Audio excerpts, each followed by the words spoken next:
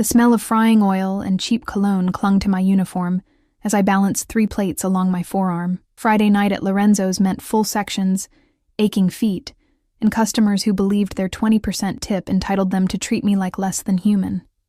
I'd learned to wear a mask, a practiced smile that never reached my eyes, a rehearsed laugh that disguised the exhaustion weighing on my shoulders. "Table 7 needs refills," Marco, the assistant manager, barked as he passed, not bothering to look at me.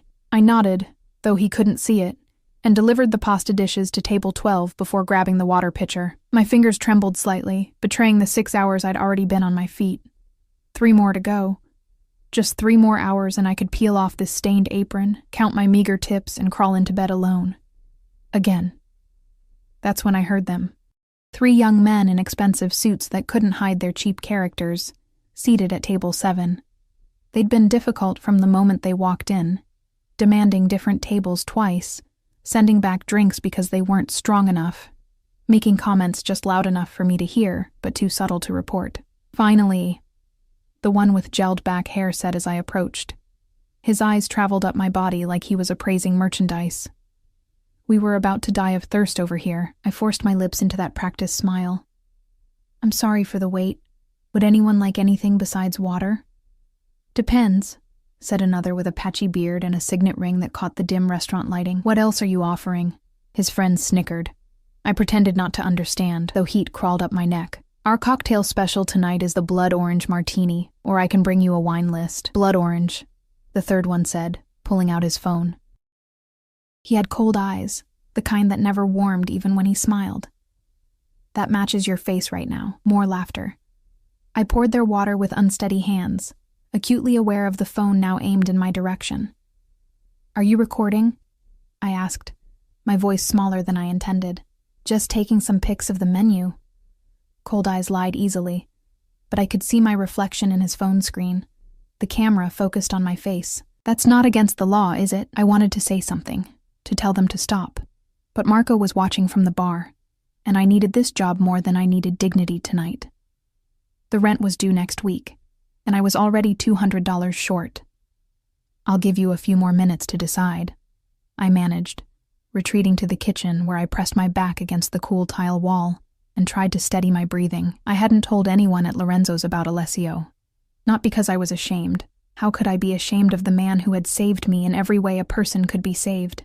But because the less people knew, the safer we both were. Our worlds were separate for a reason. Mine was this: greasy aprons, sore feet, and plastered-on smiles. His was dark cars with tinted windows, men who called him sir with fearful respect, and meetings that couldn't be discussed when he came home with tension knotted between his shoulder blades. I'd met Alessio 9 months ago when he came into the restaurant with his associates. I'd served their table, nervously aware of how they went quiet when I approached, how the other servers had suddenly found reasons to avoid their section, how Marco had pulled me aside beforehand and whispered, "Don't screw this up. These aren't regular customers." Alessio had barely looked at me that night, but I'd felt his presence like a physical weight in the room. When I'd accidentally spilled water on the table, grazing his expensive suit sleeve, I thought I might faint from terror, but he'd simply moved his arm, dabbed the water with his napkin, and continued his conversation. It wasn't until I was leaving that night, walking to the bus stop in the rain, because I couldn't afford an Uber, that a black SUV had pulled alongside me. The window rolled down, and there he was. "You'll catch pneumonia," he'd said, his voice smooth as aged whiskey. "Get in." I should have refused. Every warning bell in my body had clanged at once, but something in his eyes, something unexpectedly gentle, had made me open that door. Now, 9 months later, I was his wife, though nobody at Lorenzo's knew it. We'd married in a private ceremony after a whirlwind courtship that felt like being swept up in a beautiful, terrifying storm. Alessio had wanted me to quit my job immediately, but I'd insisted on keeping it. It was the one piece of independence I clung to, the one thing that was still mine, in a life that had transformed so rapidly I sometimes didn't recognize it. "He has a thing for me, I swear," I overheard Patchy Beard say, as I emerged from the kitchen, forcing myself back into character. "Did you see how she looked at me? Dude, she probably has a thing for anyone who tips more than $5. Gel Hair replied, These waitress types are all the same. I approached their table again, notepad ready. Have you decided what you'd like to order? Cold Eyes was still recording. I could see the red dot on his phone screen, partially hidden behind the menu he pretended to read. What's good here, sweetheart, besides the view? His eyes lingered on my chest. The chicken parmesan is popular, I said flatly. I bet you're popular too, Patchy Beard said, reaching out to touch my arm. I stepped back instinctively. Please don't touch me, I said, the words escaping before I could stop them. His face darkened. Excuse me? I was just being friendly. 3 chicken parmesans, Cold Eyes decided, finally lowering his phone. And bring us some bread. We've been waiting forever. I nodded and turned away, feeling their eyes burning into my back. When I returned with their bread basket, they fell silent, exchanging glances that made my skin crawl. Is there something on my face? I asked, unable to bear their stares any longer. Just wondering, Gel Hair said, what someone like you does for fun when you're not waiting tables. I have a life outside work like everyone else, I answered cautiously. A life? Cold Eyes repeated, smirking. With Netflix and your cats, I bet. More snickering. I didn't bother correcting them, didn't mention that I spent my free time in a penthouse overlooking the city, learning to navigate Alessio's world of unspoken rules and dangerous subtleties. I didn't tell them that just last weekend, Alessio had flown me to Paris for dinner because I'd mentioned missing the crepes from my semester abroad. Your food will be ready soon, I said instead, turning away. As I walked to check on another table, I heard Cold Eyes say, Got enough for the video? This'll be hilarious online. A chill ran through me. Were they posting videos of me, mocking me publicly? The thought made me nauseous, but what could I do? Ask to see their phones? Call Marco over? He'd side with the customers, he always did. Especially now, when Lorenzo's was struggling to stay afloat and every table counted. The rest of their meal passed in a blur of veiled insults and uncomfortable laughter. When I brought their check, Patchy Beard made a show of examining it closely. Seems high for what we got, he said. Service was mediocre at best. I bit my tongue, knowing that anything I said would only make it worse. They paid with a credit card, leaving a $5 tip on a $180 bill. As they stood to leave, Cold Eyes deliberately knocked his water glass over, sending ice cubes skittering across the table and water streaming onto my shoes. Oops, he said with false concern. Looks like you've got a mess to clean up. I watched them saunter out, laughing among themselves, phones still in hand. My hands shook as I mopped up the water, humiliation burning behind my eyes. I wanted to run after them, to demand they delete whatever they'd recorded. But what good would that do? I'd only give them more ammunition. It wasn't until closing time that I allowed myself to really feel the weight of the night. My back ached, my feet throbbed, and my pride lay in tatters. I counted my tips, $67 for 8 hours of degradation, and changed out of my uniform in the cramped employee bathroom. Outside, the October air bit through my thin jacket. I'd told Alessio I would take an Uber home tonight, but after the pathetic tips, I couldn't justify the expense. The bus would take nearly an hour, but it was only money I couldn't spare. I was halfway to the bus stop when the sleek black Bentley rolled silently alongside me, the window lowered, and Salvatore, Alessio's most trusted driver, looked at me with knowing eyes. Mrs. Vitale, he said respectfully. Mr. Vitale asked me to collect you. Of course Alessio knew. He always knew where I was, what time I finished, when I might try to take the bus instead of the car he insisted on sending. I should have found it suffocating, this constant surveillance. Sometimes I did.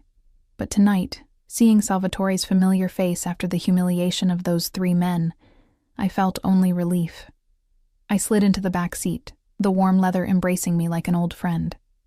Thank you, Sal, I said, leaning back and closing my eyes. Rough night? He asked, pulling smoothly away from the curb.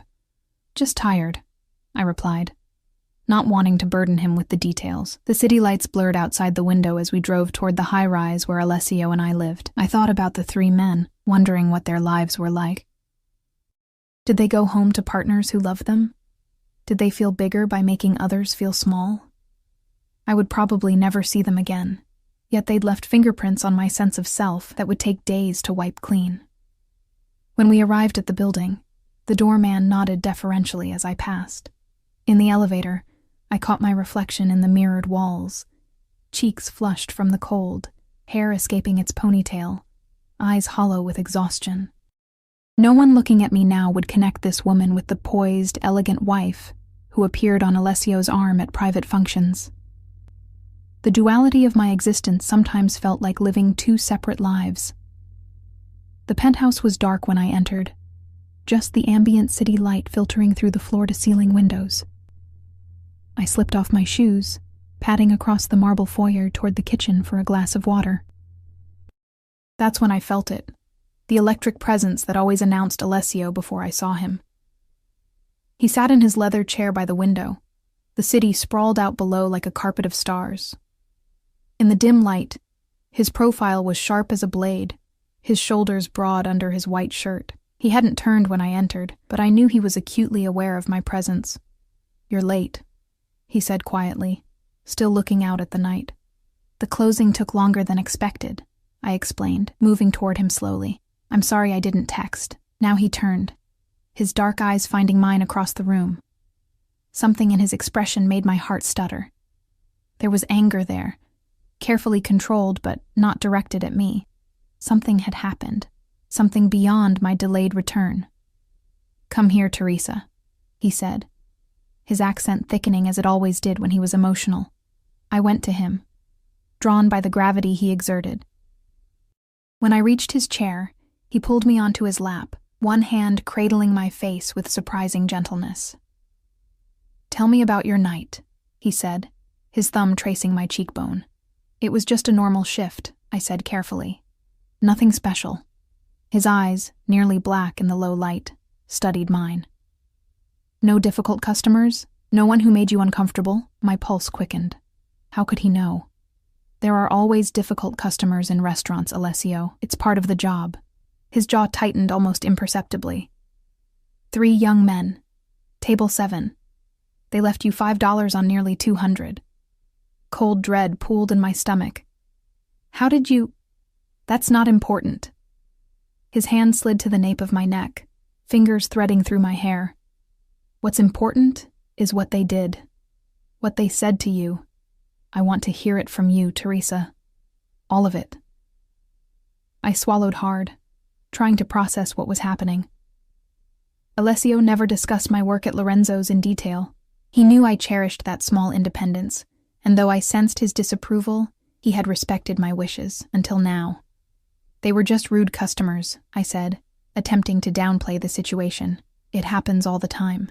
Alessio's fingers stilled against my neck, his expression unchanged, but his eyes darkening like storm clouds gathering on the horizon.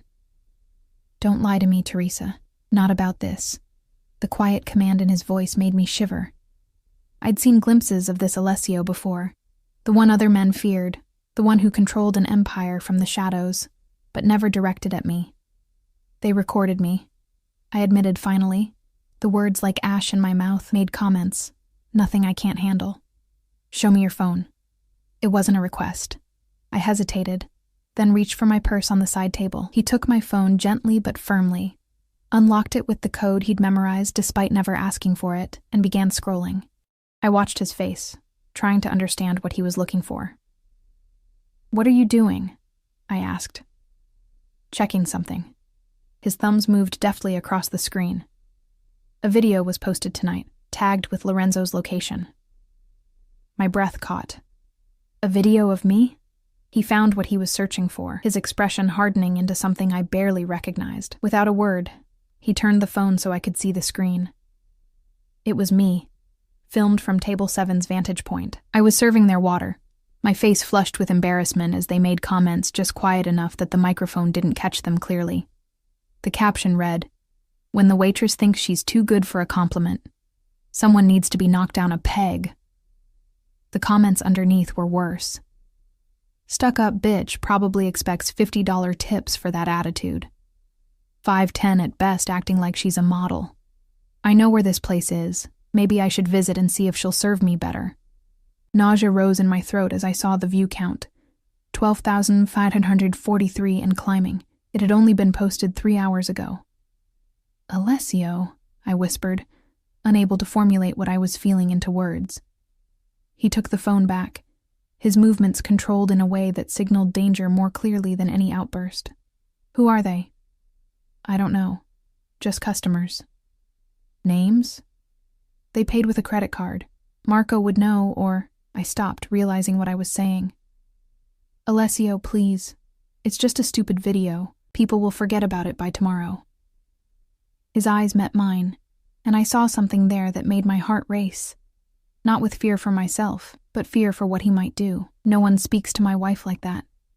No one films you without consent. No one humiliates you for entertainment. I placed my hand against his chest, feeling his heart hammering beneath the crisp fabric of his shirt. I'm fine. Really. You're not fine. I can see it in your eyes. He tucked a strand of hair behind my ear. You should have called me. And what? Have you show up at Lorenzo's with your men? Create a scene? I've worked hard to keep these parts of my life separate. A shadow crossed his face. You're ashamed of me. No, I said quickly, grabbing his hand. Never that. I need something that's mine. Something normal. Being disrespected and exploited is normal? His voice remained soft, but there was steel beneath the velvet. Being recorded and mocked online is normal? Tears pricked at my eyes. That's not what I meant. He sighed, drawing me closer until my head rested against his shoulder. I breathed in his scent. Expensive cologne, a hint of whiskey. Something uniquely him that always made me feel safe, despite knowing exactly what he was capable of. I've respected your wishes, Teresa. I've let you keep this job, even though it kills me to see you exhausted, to know you're serving others when you should be treated like a queen. I've stayed away, kept my worlds from colliding with yours. His lips brushed my temple. But this I cannot ignore. A tear slipped down my cheek. What are you going to do? Don't ask questions you don't want answers to, amore mio. He wiped away my tear with his thumb. Just know that no one who disrespects you will ever do so again. His words should have frightened me. 9 months ago, they would have. But I'd learned that Alessio's moral code, while different from what society deemed acceptable, was unbreakable in its own way. His loyalty, once given, was absolute. His protection, all-encompassing. They don't know who I am, I said quietly. Who you are. They're just entitled jerks who thought it would be fun to mock the waitress. That's their mistake, he replied simply. One they'll regret. I wanted to argue further, to make him understand that this kind of retaliation would only blur the boundaries I'd worked so hard to maintain. But exhaustion swept over me suddenly, the weight of the night's humiliation compounding with the physical toll of my shift. Alessio sensed the change immediately. Without another word, he stood, lifting me effortlessly in his arms. He carried me to our bedroom, setting me gently on the edge of the vast bed, before kneeling to remove my socks. You don't have to do that, I murmured, embarrassed at being cared for like a child. Your feet are swollen, he observed, his thumbs pressing gently against my arches. You were on them for too long. I winced as he found a particularly tender spot. Occupational hazard. His eyes flicked up to mine. One you won't have to endure much longer. I tensed. Alessio, we agreed. That was before I saw you being treated like this. He rose, moving to the bathroom where I heard water running. Come. A bath will help. Too tired to argue, I followed him into the marble bathroom where he'd filled the massive tub with steaming water and bath oils that smelled of lavender and jasmine. In any other circumstance, I might have been moved by his tenderness. But I couldn't shake the cold certainty that somewhere in the city, 3 young men had no idea what was coming for them. Alessio, I tried one more time as he helped me undress. Promise me you won't do anything extreme. His eyes traveled over my body, not with the leering hunger of the men at table 7, but with a reverence that still made me blush after all these months. Define extreme. You know what I mean. A ghost of a smile touched his lips. I promise they will suffer no permanent physical harm. Will that satisfy you? It wasn't the promise I wanted, but it was the most I would get. I nodded, stepping into the bath and sinking into its fragrant warmth. Alessio rolled up his sleeves, knelt beside the tub, and began washing my hair, his strong fingers massaging my scalp until I felt myself melting under his touch. "Why do you still do it?" he asked softly. "Work there, when you don't need to?" I closed my eyes, considering my answer carefully, because before you, it was all I had. My independence, my ability to take care of myself, even if it was just barely. And now it's a reminder that I'm still me, that I haven't disappeared into your world completely. His hands paused for a moment. "Do you feel trapped here? With me?" I opened my eyes to find him watching me with an intensity that made my breath catch. "No. I feel transformed. Sometimes it's overwhelming, how quickly everything changed. Do you regret it?" The question hung between us, weighted with vulnerability I rarely glimpsed in him. "Never," I said firmly, reaching up to touch his face. "I love you, Alessio. I just need to hold on to pieces of who I was before you, so I don't lose myself entirely." Something in his expression softened. "I would never want you to lose yourself, your spirit, your independence. These are what drew me to you that night in the rain." The memory washed over me, standing at the bus stop, soaked and miserable, then seeing his window roll down. The choice I'd made that had altered the course of my life forever, I know. I whispered. He helped me finish bathing, then wrapped me in a plush towel, carrying me back to bed where he dried my hair with gentle hands. When he finally lay beside me, pulling me against his chest, I was nearly asleep. "Rest now," he murmured against my hair. "Tomorrow will be a new day." The promise in his words followed me into my dreams. I woke to an empty bed and the sound of quiet voices from the living room. Sunlight streamed through the windows we'd forgotten to close the curtains on, and for a moment, I simply lay there, letting the warmth bathe my skin. The digital clock on the nightstand read 10:17 a.m. I never slept this late, even on my days off. Wrapping myself in Alessio's silk robe, I padded toward the voices, stopping when I recognized Dante's deep rumble. Dante was Alessio's consigliere, his most trusted advisor, and the only one of his associates who had been at our wedding. If he was here on a Saturday morning, something significant was happening. "It's been handled," I heard Dante say. "The video has been removed from all platforms. No traces remain. And the three of them," Alessio's voice was calm, controlled. "Identified and located. Salvatore is tracking their movements now. We have addresses for all three. They'll be brought in tonight." My blood ran cold. Brought in. The euphemism hung in the air like a storm cloud. Good. "I want to handle this personally." Alessio's tone left no room for argument. "What did you find on them?" Papers rustled. "Jason Miller, 26, works at his father's investment firm. Lives in a high-rise downtown. Trust fund kid with a history of complaints from service workers, though nothing ever sticks because daddy's lawyers clean up his messes." Cold Eyes, I thought, the one who had been filming.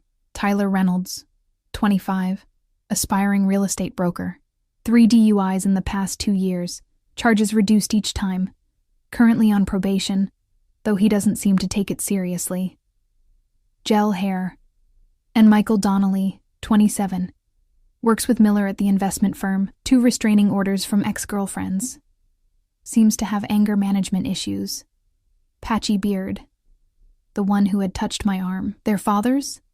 Alessio asked. "Miller Sr. is well connected but not in our circles. Old money, political aspirations. Reynolds' father owns a chain of car dealerships, middle management at best. Donnelly comes from less. Father was a cop, now retired. Mother's a teacher." Alessio was silent for a moment. The cop connection could be problematic. Retired 5 years ago. Bad terms. Drinking problem. No loyalty there to worry about. Financial vulnerabilities?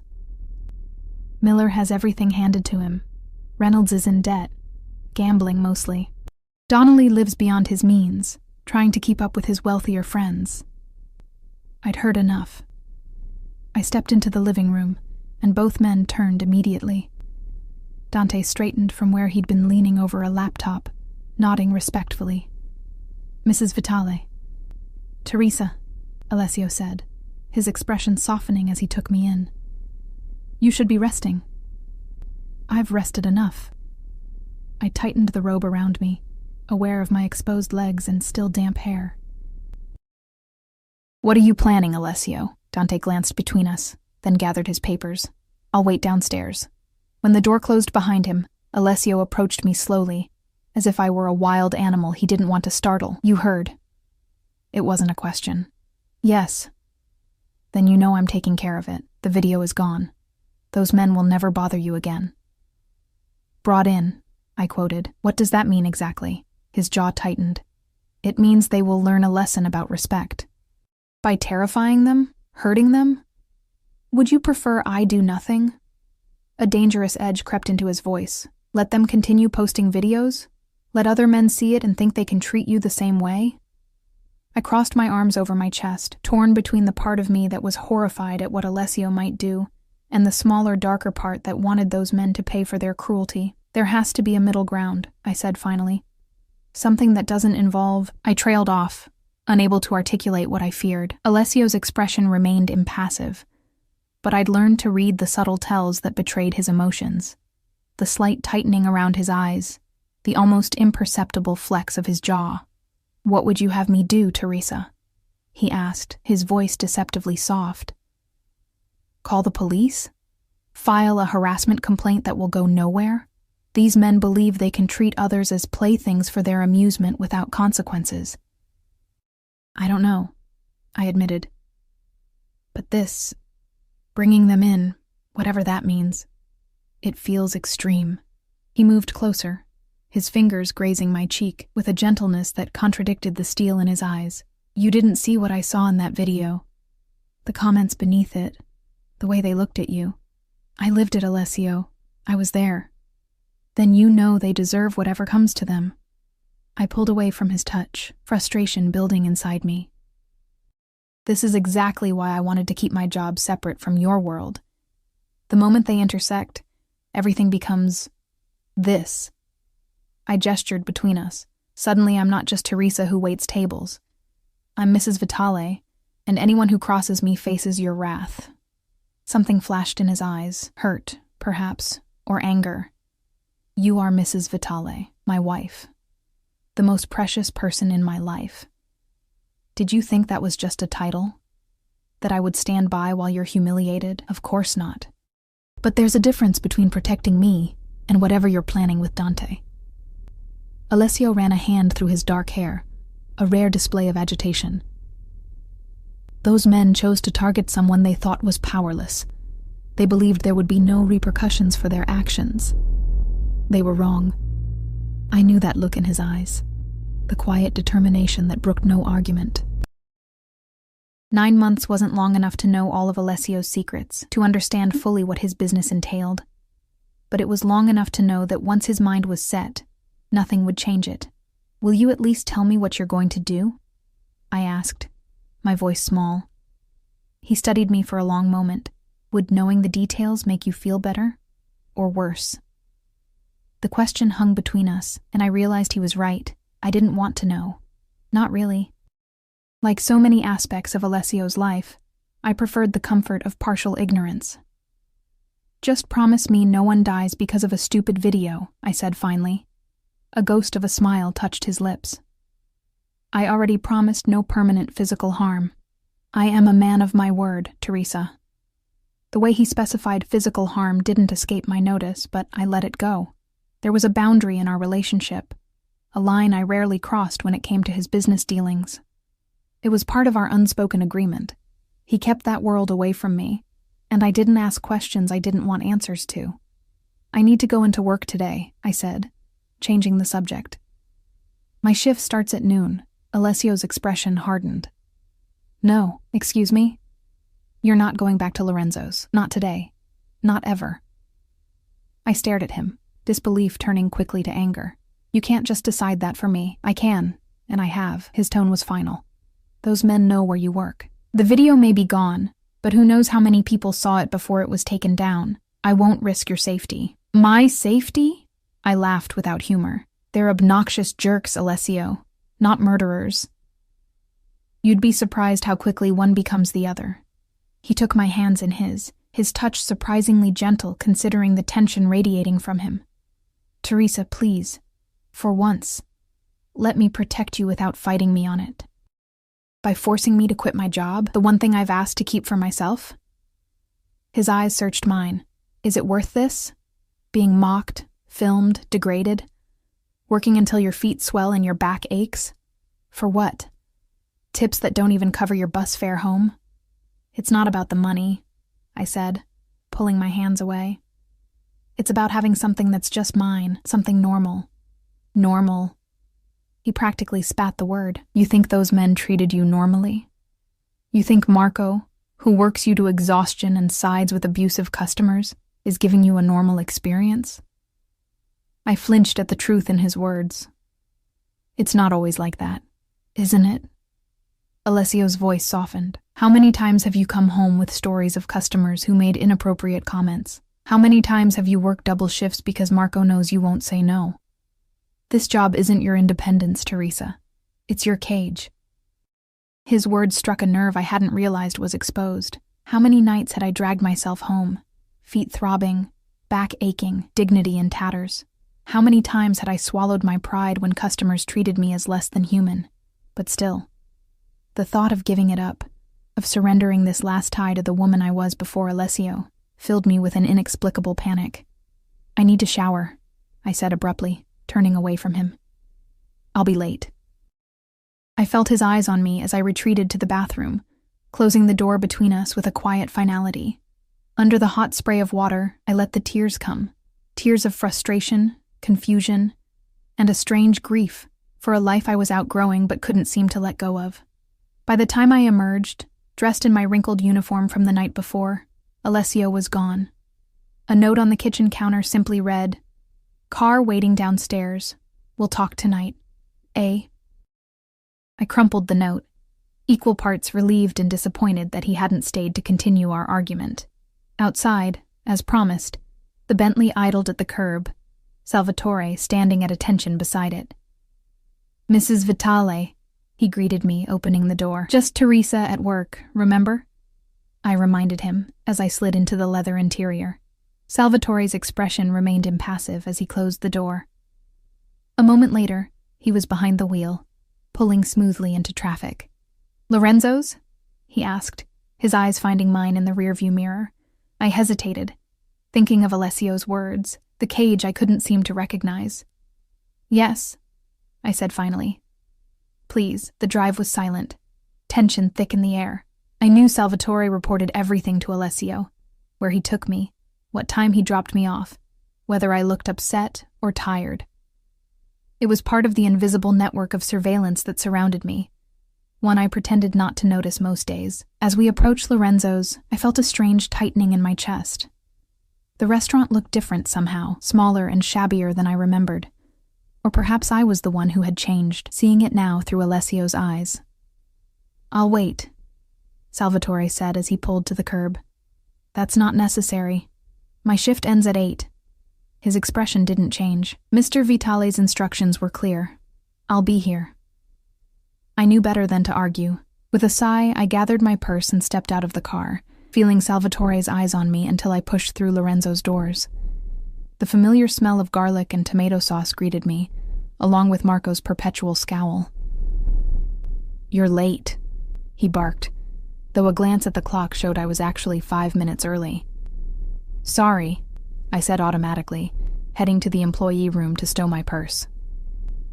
"Hey, wait," Marco called, following me. "I need to talk to you about last night."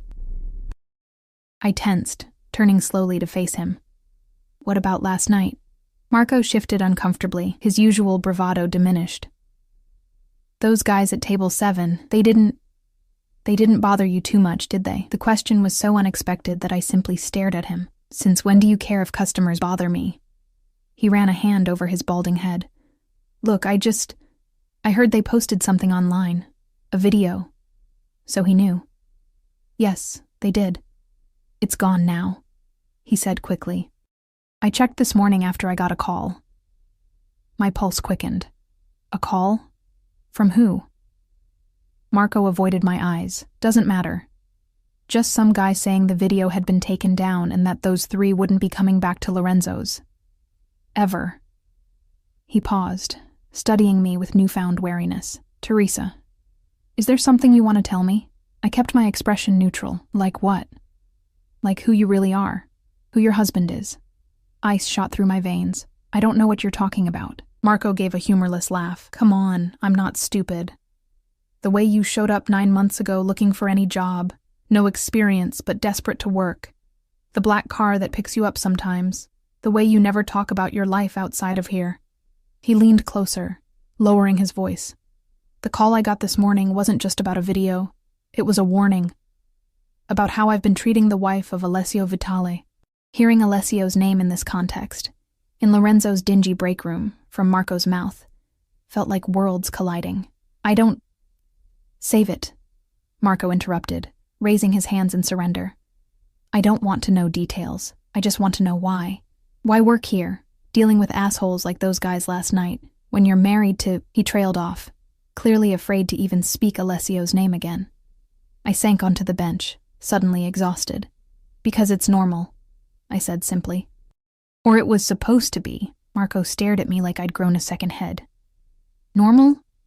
You think waiting tables in this dump is normal when you could be doing whatever it is his wife does? I wanted something that was just mine. Something that connected me to who I was before. The truth of it hit me with unexpected force. But it's not working anymore, is it? No, Marco agreed, a new respect in his voice. It's not. And after last night, I'm thinking you shouldn't come back. For everyone's safety, there it was. The decision made for me. Part of me wanted to argue, to insist that I could separate these worlds if I just tried harder. But Marco's fear-tinged expression told me everything I needed to know.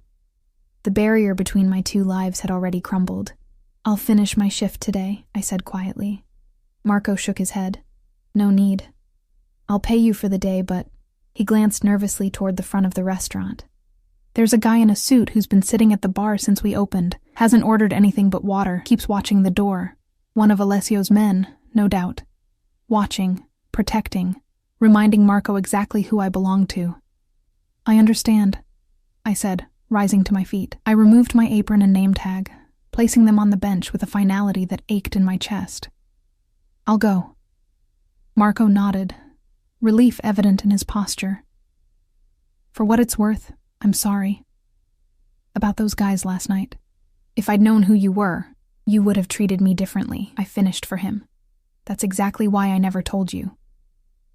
I gathered my purse and walked out of Lorenzo's for the last time, the weight of my decision settling over me like a shroud. Outside, Salvatore stood beside the Bentley, appearing unsurprised to see me so soon. Home, Mrs. Vitale? He asked, opening the door. I paused, looking back at the restaurant, at the life I was leaving behind. No, I decided suddenly. Take me to Alessio. Something like approval flashed in Salvatore's eyes. He's at the club, preparing for tonight. The club was Alessio's legitimate business, a high-end establishment where the wealthy and powerful came to see and be seen. It was also, I suspected, where much of his not-so-legitimate business was conducted in private rooms upstairs. Then that's where I want to go, I said, sliding into the back seat. It's time I stopped pretending I can live in two worlds. The Ivory Room occupied the entire top floor of a historic building downtown, its entrance marked only by a discreet brass plaque and a suited doorman who knew exactly who to admit and who to turn away. As Salvatore pulled up to the curb, I felt a flutter of nervousness in my stomach. I'd been here before, of course, at Alessio's side for private dinners or special events, but never alone. Never during the day when the club was closed to patrons. The doorman recognized me immediately, nodding deferentially as he opened the heavy door. Mrs. Vitale, Mr. Vitale is in his office. Inside, the club was transformed by daylight. Without the evening's dim lighting and soft music, the space felt larger, its elegance more apparent in the polished marble floors and crystal chandeliers that now sparkled in the afternoon sun, filtering through tall windows. A skeleton crew of staff moved about, preparing for the evening, each pausing to acknowledge me with a respectful nod or murmured greeting. I made my way to the private elevator at the back, the one that led directly to Alessio's office and the rooms above where his most sensitive meetings took place. The elevator required a key card, which I extracted from my purse, a symbol of trust Alessio had given me early in our marriage, though I rarely used it. As the elevator ascended, I caught my reflection in the mirrored walls. I still wore my Lorenzo's uniform, black pants and a white button-down shirt with the restaurant's logo embroidered on the chest. My hair was pulled back in a simple ponytail, my face bare of makeup. I looked nothing like the woman who usually accompanied Alessio to this place, draped in designer dresses and carefully applied cosmetics. Yet for the first time, I felt more authentic in this moment than I had in months of straddling two worlds. The elevator doors slid open silently, revealing a plush hallway with only two doors. One to Alessio's office, the other to a private suite I'd never entered. From behind the office door, I could hear the low murmur of voices. I hesitated, suddenly unsure of my decision to come here, to insert myself into this aspect of Alessio's life I'd always kept at arm's length. Before I could second-guess myself further, the office door opened, and Dante emerged, his expression shifting from surprise to careful neutrality when he saw me. "Mrs. Vitale," he greeted me, stepping aside. "Alessio is inside." I nodded my thanks, moving past him into the office where Alessio stood behind a massive desk of dark wood, his back to the door as he gazed out floor-to-ceiling windows overlooking the city. He wore a charcoal suit that fit his broad shoulders perfectly, his dark hair neatly combed, every inch the powerful man others feared and respected. "I told you we'd have everything ready by tonight," he said without turning, clearly thinking I was Dante returning. "The arrangements are already—" He stopped as he turned and saw me, surprise flickering across his features before his expression softened. "Teresa." "I quit Lorenzo's," I said simply, the words hanging in the air between us. Alessio studied me for a long moment, his dark eyes unreadable. "I see." "You were right," I continued, moving further into the room. "It wasn't independence. It was a cage I couldn't recognize." He remained still, watching me approach with an intensity that might have frightened me once. "What changed your mind?" "Marco knew who I was, who you are." I stopped at the edge of his desk. "Someone called him this morning, about the video, about me being your wife." A muscle ticked in Alessio's jaw. "I see. Was it you?" I asked. "Did you call him?" "No." He circled the desk slowly, coming to stand before me, but I won't pretend to be sorry it happened. I believed him. Alessio never lied to me, even when the truth was difficult. It was one of the foundations of our relationship. His unwavering honesty, even as he kept certain details of his business shielded from me. "There was a man watching the restaurant," I said. "One of yours?" "Franco." Alessio nodded. "For your protection." He scared Marco enough that he basically fired me." I gave a humorless laugh. "Paid me for the day and suggested I not come back. For everyone's safety." Alessio's expression remained impassive, but I caught the satisfaction in his eyes. Marco finally showed good judgment. "You knew this would happen," I accused, though without real anger. "The moment those men posted that video, you knew my time at Lorenzo's was over." "I knew it was inevitable," he corrected, reaching to tuck a strand of hair behind my ear. "Though I expected more resistance from you." I leaned into his touch, surprised by the relief flooding through me. "I'm tired of pretending, Alessio. Tired of being two different people." Something like triumph flashed in his eyes. "And who are you now, Teresa? Which version is real?" It was a question I'd been asking myself since I walked out of Lorenzo's. "I don't know yet," I admitted. "But I want to find out, without hiding behind a job that makes me miserable just because it feels safe and familiar." Alessio cupped my face in his hands, his touch gentle despite the power I knew resided in those fingers. "I never wanted to take anything from you, amore mio. Only to give you everything you deserve. I know." I covered his hands with mine. "But there's something I need to ask you." His expression grew guarded. "What is that?" "Those men. The ones from last night." I swallowed hard. "What are you planning to do with them?" Alessio's hands dropped from my face, his posture straightening as he took a small step back. The subtle shift was like watching a door close, the loving husband receding, the dangerous businessman emerging. "You said you didn't want details," he reminded me. "I've changed my mind." I stood my ground. "If I'm truly accepting this life, accepting all of you, then I need to understand what that means. What you do to people who cross you, who cross me." He studied me, weighing my words, perhaps measuring my ability to handle the truth. "They'll be brought to the warehouse tonight, each one separately, so they don't draw courage from each other's presence. And then they'll learn what happens when they target someone under my protection." His voice was cool, detached. "First, they'll learn who you really are, who I am. The error in judgment they made when they chose to mock and film my wife." I suppressed a shiver. "And after that lesson, it depends on their response. If they show proper remorse, they'll be given a chance to make amends." "Amends how?" A smile touched Alessio's lips, though it didn't reach his eyes. "Financial contributions to causes benefiting service workers, substantial ones, along with public apologies posted to the same platforms where they shared their video."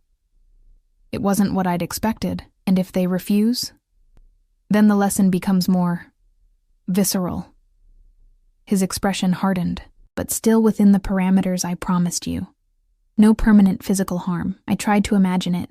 These three arrogant young men confronted with the reality of who they'd chosen to target, faced with Alessio's quiet menace, and the knowledge of their own terrible mistake. Part of me recoiled at the thought, but another part, a darker part I rarely acknowledged, felt a thrill of satisfaction. "I want to be there," I said, the words surprising me as much as they clearly surprised Alessio. "Absolutely not." His response was immediate, brooking no argument. "Why?" I challenged. "If I'm truly your wife, if I'm accepting this life, why shouldn't I witness what happens to those who wrong me?" Alessio's eyes darkened. "Because I protect you from the ugliness of my world, Teresa. That was our agreement from the beginning." An agreement I'm questioning now. I moved closer to him, emboldened by the realization that I was changing, evolving into someone new, someone who was neither the desperate waitress nor the elegant, shielded wife, but something altogether different. "I've spent 9 months with one foot in each world, Alessio. It's not working anymore. If I'm stepping fully into yours, I need to understand what that means." "You think you want this," he said quietly. "But seeing men broken, even men who deserve it, changes you. It marks you. I don't want that for you." "I'm already changed," I whispered. "The moment I got into your car that night in the rain, everything changed. I've just been fighting it, holding on to scraps of my old life because I was afraid of disappearing into yours." Something shifted in Alessio's expression. Surprise, perhaps, or respect. "And now you're not afraid." "I'm terrified," I admitted.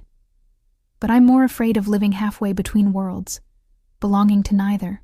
He considered me for a long moment, his gaze searching. "You truly want to witness this?" "I need to see what happens when someone hurts me in your world. I need to understand the consequences." Alessio ran a hand through his hair, a rare display of indecision. "There are parts of my business you should never see, Teresa. Lines I never want you to cross." "I'm not asking to be involved in your business," I clarified. "Just this. Just tonight." He was silent for so long I thought he would refuse. Finally he nodded, a single sharp movement. "On one condition. You stay with me at all times. You speak only when I indicate you may. And if at any point I tell you to leave, you do so without question." It wasn't really one condition, but I nodded anyway. Agreed. "Then be ready at 9. Wear something appropriate." "Appropriate for what?" A ghost of a smile touched his lips. "For meeting the men who thought they could humiliate Alessio Vitale's wife with impunity." The implication was clear. Tonight, I wouldn't be Teresa the waitress. I would be Mrs. Vitale in every sense of the title. "I should go home and change," I said, suddenly aware of my shabby uniform. Alessio shook his head. "I have meetings until evening. You'll stay here where I know you're safe." "Here?" I glanced around the office. "There's a suite through that door." He nodded toward the second door I'd noticed in the hallway. "Everything you need is there. Clothes, toiletries, rest. I'll join you when I'm finished." I shouldn't have been surprised. Of course, Alessio would have prepared for every contingency, including the possibility of me needing to stay at the club. "Do you often have women staying in your private suite?" I asked, a hint of jealousy coloring my tone despite myself. Alessio's expression darkened. "Only you, Teresa. Ever." His possessiveness should have bothered me once. Now it felt like an anchor in a shifting sea. "I believe you." He crossed to a sideboard and poured 2 fingers of amber liquid into a crystal glass. "I have one more meeting. Make yourself comfortable. Anything you want, just call down to the staff." I nodded, turning to leave. But he caught my wrist, pulling me back against his chest. His kiss was fierce, claiming. A physical manifestation of the possessiveness I'd come to understand was as much a part of him as his ruthless business acumen or his unexpected tenderness. 9 months, he murmured against my lips. 9 months I've watched you exhaust yourself at that restaurant, coming home with aching feet and wounded pride. 9 months I've honored your wish to keep your independence. His fingers threaded through my hair, cradling my head. "But you were never meant for that life, Teresa. You were meant for this. For me." The intensity of his gaze made my breath catch. "I know that now." He released me reluctantly, the business mask sliding back into place. 9 o'clock. I nodded, slipping through the door to the private suite. Inside, I found a space that was unmistakably designed with me in mind. Soft creams and blues, a plush bed with linens I recognized from our home, even framed photographs of us on the nightstand. A large closet revealed dresses in my size, shoes arranged neatly below. In the bathroom, I found my preferred brand of shampoo, my favorite perfume. Alessio had created this space for me long before today, preparing for the moment when I would finally step fully into his world. The realization both unnerved and touched me. How well he knew me, perhaps better than I knew myself. I showered, washing away the last traces of Lorenzo's, and wrapped myself in a silk robe I found hanging on the bathroom door. As I stretched out on the bed, exhaustion washed over me, not just physical tiredness, but the emotional fatigue of maintaining 2 separate lives for so long. As sleep claimed me, I wondered what version of myself would emerge tonight. Not Teresa the waitress, certainly, but perhaps not quite the carefully shielded Mrs. Vitale either. Someone new, someone stronger. Someone who would stand beside Alessio as he delivered justice to those who had wronged me and not look away. I woke to the sensation of fingers gently tracing the curve of my cheek. Opening my eyes, I found Alessio seated on the edge of the bed, his tie loosened, jacket discarded. The setting sun cast long shadows across the room, bathing everything in golden light. "What time is it?" I asked, my voice husky with sleep. "Just after 7. He brushed a strand of hair from my face. "You needed the rest." I sat up, clutching the silk robe around me. "Your meetings?" "Concluded." His eyes traveled over me with quiet appreciation. "I've had dinner sent up. You should eat before tonight." The mention of tonight sent a flutter of nerves through my stomach. I'd been so certain in my demand to witness what happened to the 3 men. But now, in the fading light of evening, doubt crept in. "Having second thoughts?" Alessio asked, reading my expression with his usual uncanny accuracy. "No," I said quickly, then amended, "Maybe. I don't know what to expect." He stood, moving to a covered tray on a nearby table. "Expect justice. Nothing more, nothing less." He lifted the silver dome, revealing a beautifully plated meal of seared scallops and risotto, my favorite. "Come, eat." I joined him at the small table, grateful for his thoughtfulness even as anxiety curled in my chest. "Will they be frightened?" "Yes." He poured wine into a crystal glass, offering it to me. "That's the point." I took a sip, letting the rich Barolo coat my tongue. "Will they be hurt?" Alessio's expression remained carefully neutral. "That depends on them, on their cooperation, their remorse." He studied me over the rim of his own glass. "Does that disturb you?" I considered the question honestly. "It should. I know it should. But when I think about what they did, how they made me feel, I broke off, surprised by the anger rising in me. A part of me wants them to suffer. That's natural, Alessio said, his voice gentle. They humiliated you, treated you as less than human. The desire for retribution is as old as humanity itself. But it's not right, I argued, more with myself than with him. Says who? He leaned forward, his dark eyes intense. The law? The same law that would have done nothing if you'd reported them? The same law that lets men like Jason Miller walk free because his father's money shields him from consequences? I had no answer for that. In the 9 months since meeting Alessio, I'd come to understand that his moral code, while different from what society deemed acceptable, had its own internal logic. He valued loyalty above all, protected those under his care with ferocious dedication, and believed that actions should have proportionate consequences. Eat, he encouraged, gesturing to my untouched food. You'll need your strength. I obeyed, finding that despite my anxiety, I was ravenous. We ate in comfortable silence, the familiarity of sharing a meal with Alessio calming me in a way nothing else could. When we finished, he checked his watch. It's time to get ready, he said, rising. I've selected something for you to wear. He led me to the closet, withdrawing a garment bag I hadn't noticed earlier. Inside was a dress I'd never seen before. Deep burgundy, elegantly cut with a high neck and long sleeves. Conservative yet unmistakably expensive. It's beautiful, I said, running my fingers over the fine fabric. It's armor, Alessio replied. Tonight, you need to look like exactly who you are, my wife. Not a waitress they can mock with impunity. I understood then. The dress, the jewelry he produced next, a diamond pendant and matching earrings. They weren't just adornments. They were symbols of my position, of the protection I carried by being Alessio Vitale's wife. He left me to dress, returning when I called for him to zip the back of the gown. His fingers lingered at the nape of my neck, a gentle caress that belied the tension I felt radiating from him. Second thoughts? I echoed his earlier question. No. His eyes met mine in the mirror. But I want you to understand what happens tonight can't be undone. Once you see this side of my world, of me, we cross a line.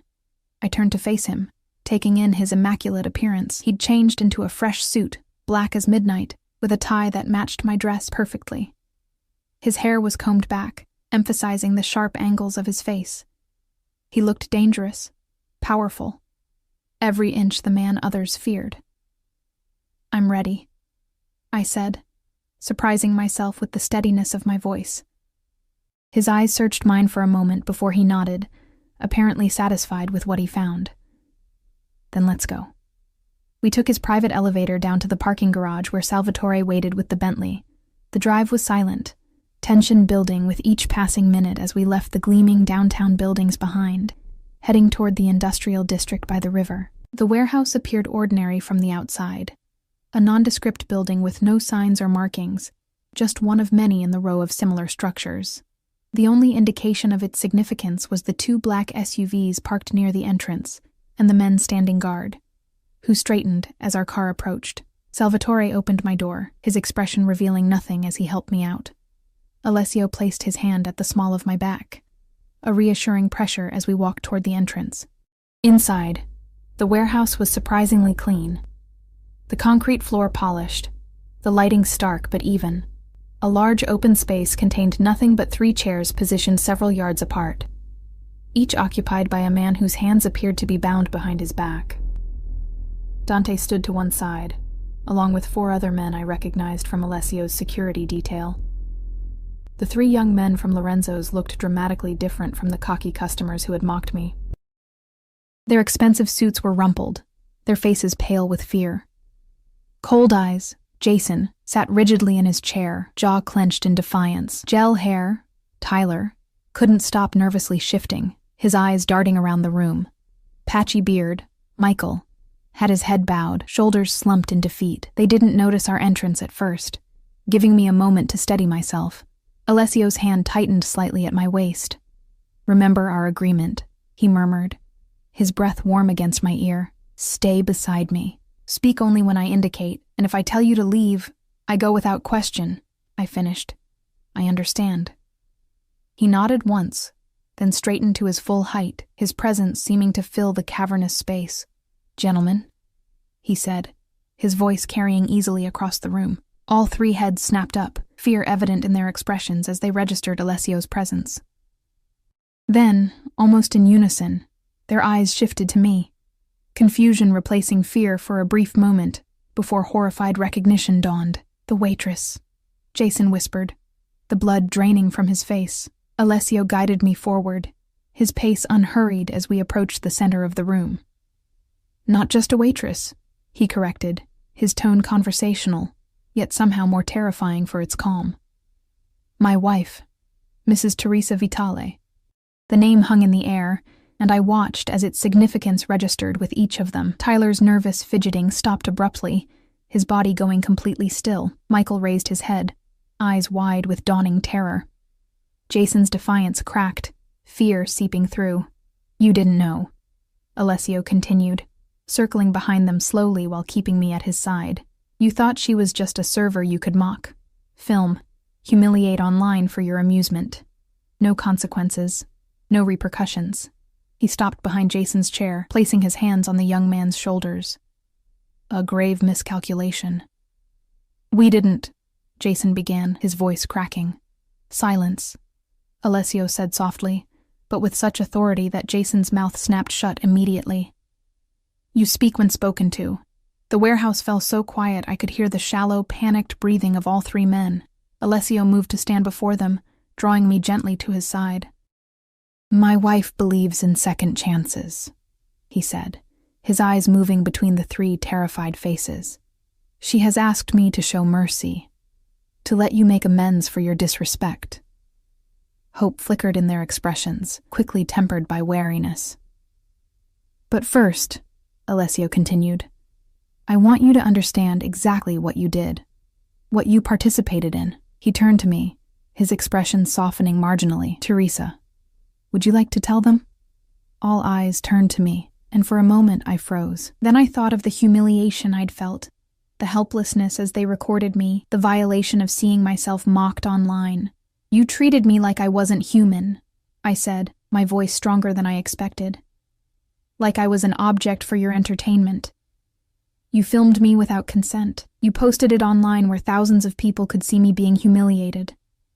Michael's head dropped again in shame. Tyler stared at the floor. Only Jason maintained eye contact, though fear had replaced his earlier arrogance. "Do you know what that feels like?" I continued, finding my courage. "To know strangers are laughing at you? To wonder if everyone who looks at you has seen that video? To feel unsafe in your workplace?" "I'm sorry," Michael mumbled, his voice barely audible. Alessio moved to stand behind him. Louder. "I'm sorry," Michael repeated, his voice breaking. "I didn't think. We were just messing around. We didn't know who you were." "That's your first mistake," Alessio cut in, "believing it would be acceptable to treat anyone that way, regardless of who they are." His eyes narrowed. "But yes. Your second mistake was choosing my wife as your target." "What are you going to do to us?" Tyler asked, terror evident in his voice. Alessio regarded him coldly. "That depends on you, on whether you're genuinely remorseful, on whether you're willing to make proper amends." "Anything," Tyler said quickly. "Please, Mr. Vitale, we'll do anything." "Will you?" Alessio turned to Jason, who had remained silent. "And you? Are you prepared to make amends for disrespecting my wife?" Jason swallowed hard, his earlier defiance evaporating under Alessio's steady gaze. "Yes," he whispered. "Good." Alessio nodded to Dante, who approached with a laptop. "Then here's what happens next. Each of you will make a substantial donation to the Service Workers' Rights Fund. For you, Jason, given your family's resources, that amount is $250,000. Jason's eyes widened. 200 and... "Would you prefer an alternative arrangement?" Alessio asked softly. No, I'll pay. I'll pay right now." "Tyler, your contribution will be $75,000. Tyler nodded frantically. "Yes, sir. Thank you, sir." "And Michael, $50,000. Michael looked up, relief washing over his face. "Yes, of course. Additionally," Alessio continued, You will each post public apologies on your social media accounts, acknowledging your behavior and its consequences. The wording will be provided to you." "Is that it?" Jason asked, then quickly added, "I mean, yes, absolutely." Alessio's expression remained impassive. "Almost. One final condition." He turned to me, his eyes softening slightly. "Teresa, is there anything specific you would like from these men?" I hadn't expected this, the opportunity to name my own terms. I looked at the 3 frightened faces before me, men who had towered over me at Lorenzo's but now seemed small and pathetic. What did I want from them? "I want you to work in service for 1 month," I said finally. "Each of you, waiting tables, cleaning dishes, whatever the hardest job is, and I want proof that you did it." Surprise flickered across Alessio's face, followed by something like pride. "An excellent suggestion. Dante will arrange appropriate placements. You will report daily, complete your shifts without complaint, and treat every colleague and customer with respect." Relief washed over their faces. Clearly they had expected much worse. "If any of these conditions are not met," Alessio added, his voice hardening, "we will have another conversation, one far less pleasant." The threat hung in the air, unmistakable in its clarity. "Do we understand each other?" Alessio asked. All 3 nodded vigorously. "Verbal answers," he commanded. "Yes, sir," they chorused. "Good." He turned to Dante. "Process the donations now, then release them one at a time, 30 minutes apart.